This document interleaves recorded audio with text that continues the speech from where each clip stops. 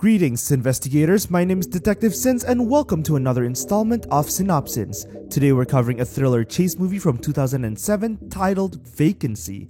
Watch out for spoilers, and let's get into the video.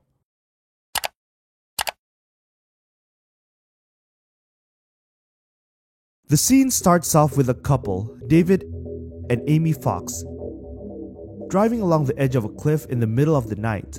You can tell from their conversation that they're not the lovey-dovey couple, more like Haiti-Grady type of relationship. Lots of snarky remarks and shifting blame.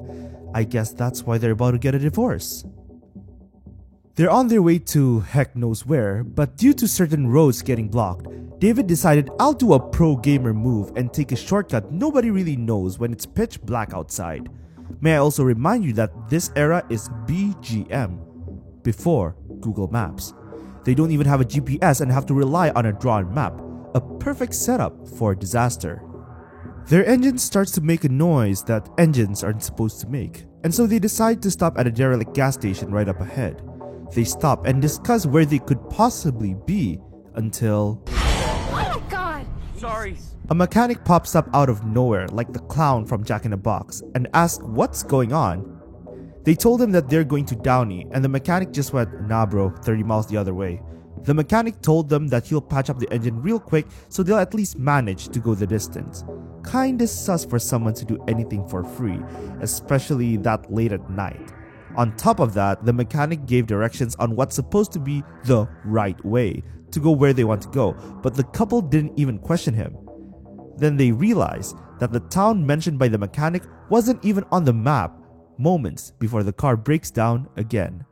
Since they couldn't get the car fixed and couldn't get any signal, they reluctantly head back to the station and leave the car behind. Unfortunately, the garage that was open back then is already closed, so they go to the neighboring motel to seek help.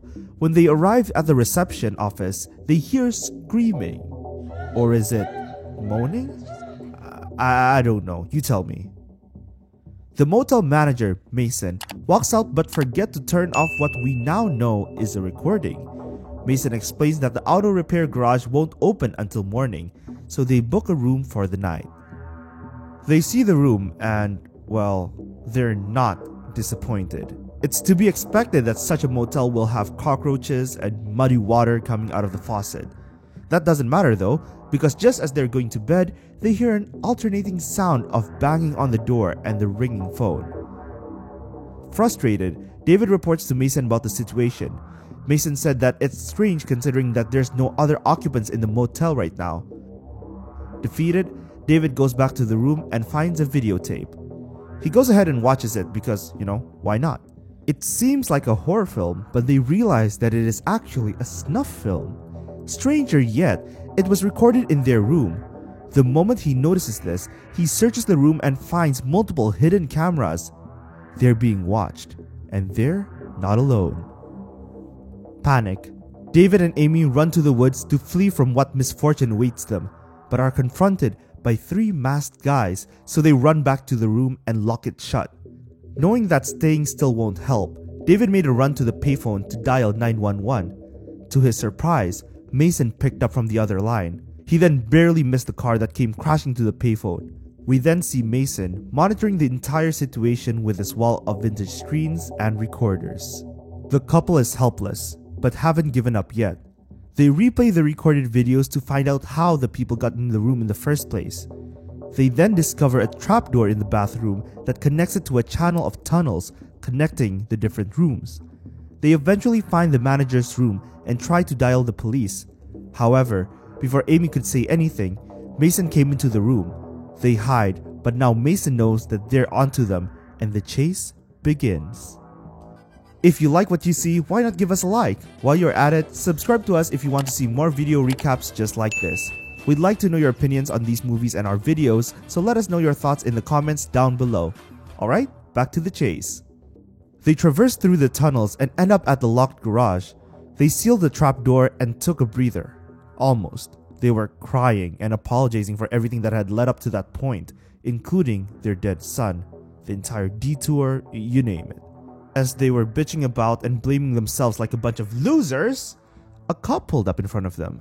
It seems like they sent one of the cops to respond to the emergency call made by Amy earlier. The cop searches the area, but Mason simply denies him and says there's no one in the room. As the cop enters one of the rooms, he witnesses one of the tapes. He becomes alarmed and exits the room. The couple is about to go for the cop, but one of the masked men manages to find them. David tries to keep the door shut, but eventually flees to get the cops' attention so they can bail and leave. They try to leave, but realize that the engine wire was cut. The officer goes out to find another way out, but one of the masked men kills him. David and Amy escape to another room. They frantically run all over the place, making sure all entries are sealed shut. The problem now is how they gonna escape. David searches the dimly lit room and finds a spot where Amy can hide. It's the attic, or in this case, more like a ceiling.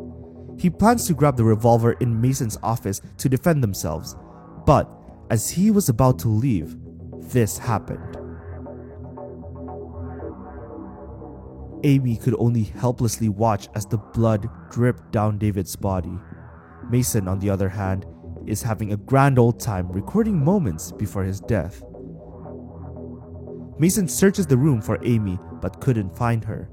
What he did find is a broken window and assumes she left and escaped. He told his men to search for her, but Amy is safe. Morning comes and Amy drops down from the ceiling. She spots one of the killer's car and makes a run for it. She gets in the car and tries to force it to turn on. However, it was not fast enough to run away from the masked men. The guy really jumped on top of the car and tried to kill her through the sunroof. She swerves and tries to take control, but ends up smashing into one of the rooms, killing two of them in the process. Double kill! Also, one of them is the mechanic. She leaves the car, then hears doors opening from the other side. Amy runs and goes to the reception to retrieve the revolver David failed to get. She can't find it, so she grabs a hammer instead. Oops, never mind, there it is. As she's reaching for the gun, Mason comes from behind and they struggle. But Mason has the upper hand. He beats her over and over again. He then takes out his recording camera and patronizes her. Oh, you think you can get away with it? Oh, you think you're so smart? You know, the typical villain talk. He let his guard down and Amy cracked some eggs. She then takes the chance to flee, but Mason still catches her. He throws her to the ground right above the revolver. Big mistake.